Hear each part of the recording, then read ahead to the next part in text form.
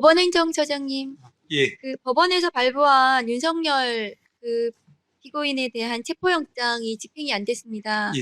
현재 영장은 아마 반환된 것으로 보이는데 맞습니까? 뭐 집행이 안 되면 당연히 반환이 될 것일 것 그런데 같습니다. 우리가 이제 영장이 집행이 안 되는 경우는 예를 들면은 뭐 피의자가 사망했다거나 아니면은 완전히 도망을 가서 소재가 불명이 되었는데 유효기간이 만료가 됐다거나 이런 경우 외에는 교정시설에 수용되어 있는 수용자에 대한 체포영장이 집행불능됐다는 것은 상정하기 어렵거든요.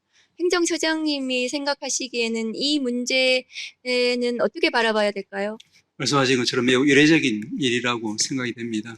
그래서 아마 재판부도 그것 때문에 고민을 많이 하는 것 같습니다. 네, 그런데 이 체포영장에 대해서 평범한 시민들은 법원에서 발부한 체포영장을 경찰이나 검찰에서 집행을 하는 경우에는 당연히 시민들은 체포영장 집행에 협조를 할 수밖에 없습니다.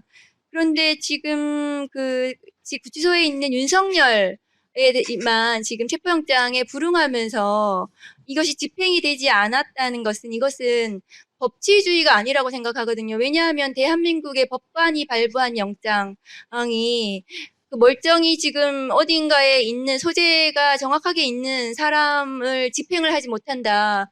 그것은 법원의 어쨌든 권한, 어떤 사법부 자체가 무의미해지는 거 아니겠습니까? 어떻게 생각하십니까? 예, 말씀하신 것처럼 사법부의 권한을 넘어서 국민들이 사법부에 부여한 책무라고 생각하고 법치주의의 근본을 해치는 일이 될 수 있습니다. 그런 점에서 저희들도 이 부분에 대해서는 굉장히 우려를 많이 하고 있습니다. 그것이 지금 법무부에서 벌어진 일입니다. 정성호 장관님. 네. 네. 이 문제에 대해서 심각한 인식을 하셔야 될 거라고 생각합니다. 네, 그렇게 느끼고 있습니다. 체포영장이 대한민국의 국민들에 대해서 누구에 대해서도 체포영장은 집행이 됩니다.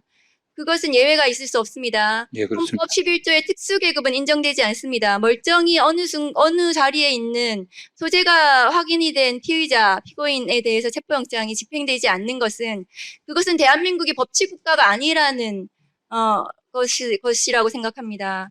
김건희 국정농단 특검법의 개정안에 대해서 찬성합니다. 현재 특검법에 있는 16개 중에서 특검이 3개 정도만 지금 수사를 진행을 하고 있고 구속영장이 발부가 됐고요. 구속 수사를 하고 있는데 지금 매일매일 새로운 혐의가 추가가 되고 있습니다. 오늘은 또 김건희가 통일교인들의 국민의힘 입당을 대가로 비례대표를 약속했다. 이런 얘기가 또 나와서 이것은 또 다른 추가적인 혐의 사항이고 김예성 집사와 관련된 국정농단 뇌물 부패의 혐의도 마찬가지고 그래서 이번에 김건희 국정농단 특검에 대해서는 저는 제대로 수사를 해야 된다. 그리고 특검 기간이 만료가 된다 하더라도 이 개정법을 통해서 연장을 해야 된다고 생각을 합니다. 그리고 기간도 지금 연장된 30일 정도에는 굉장히 부족할 것이다 라고 생각하고 한 6개월 이상 저는 김건희에 대해서는 철저하게 수사해서 해야 되고 그다음에 범죄 수익들도 철저하게 샅샅이 추적해서 모두 한수해야 된다고 생각합니다. 김건희에 대해서는 29일 날 김건희 특검에서 기소한다고 하는데요. 화면 좀 올려주세요. 아무것도 아닌 사람 김건희 는 저렇게 뇌물을 받았는지 모르겠습니다. 저 중에서 지금 합하면은 전부 한 6억 2,600만 원이고요. 1억 이상의 뇌물은 특가법상 무기징역, 징역 10년 이상의 중형에 처할 수 있도록 되어 있습니다. 저 중에서 지금 방클리프 아펠 목걸이 같은 경우에는 서희건설 이봉관 회장이 자수서를 통해서 이미 윤석열 당선 축하 선물로 김건희에게 나토 장신구 3종 세트를 줬다고 자백을 하고 있습니다. 그리고 3개월 뒤에 다음 화면 보여주세요. 한덕수 총리 비서실장으로 이봉관의 사위 박성근 전 검사가 비서실장으로 갑니다. 장관님, 돈을 받고 공직을 팔아넘기면 그것은 뇌물죄 아니겠습니까? 예, 그렇습니다. 그러면 이 뇌물죄에 대해서는 1억 이상이면 아까도 말씀드렸다시피 법정형이 무기 10년 이상 징역형에 해당합니다. 김건희 국정농단 특검은 김건희에 대해서 징역 5년 이하의 알선수재가 아니고 당연히 특가 뇌물로 기소해야 된다고 생각합니다. 그리고 이 아까 뇌물 중에서도 명태균 여론조사와 관련해서 명태균과 윤석열이 만난 2022년 6월 18일 이후 2021년 6월 18일 이후부터 명태균으로부터 받았던 무상 여론조사 비용이 2억 7천만 원이 됩니다. 특검은 이것을 정치자금법으로 의율하고 있지만 정치자금법 나아가서 그 정치자금법 무상 여론조사 비용의 채무를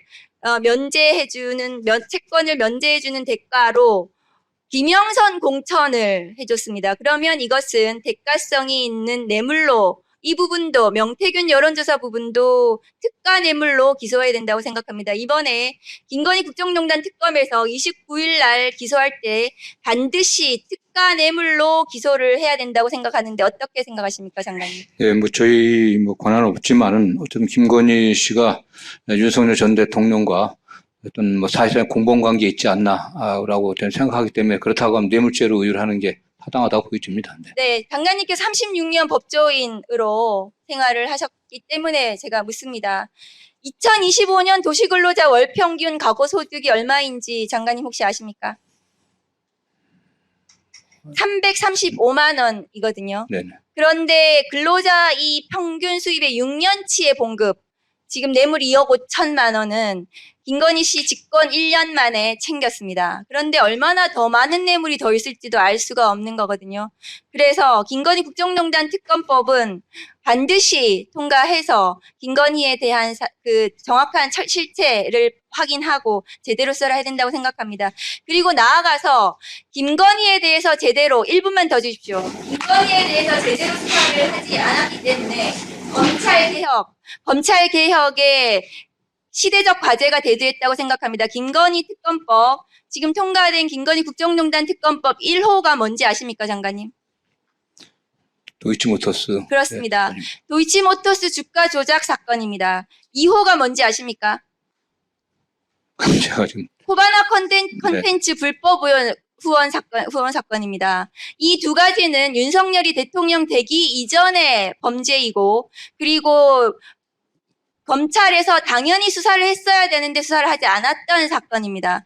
이 두 가지만 제대로 수사를 했더라면, 그래서 윤석열, 김건희에 대한 뇌물, 주가 조작 사건을 제대로 수사해서 처벌을 하고 단죄를 했더라면 윤석열 정권이 태어나지 않았을 것입니다.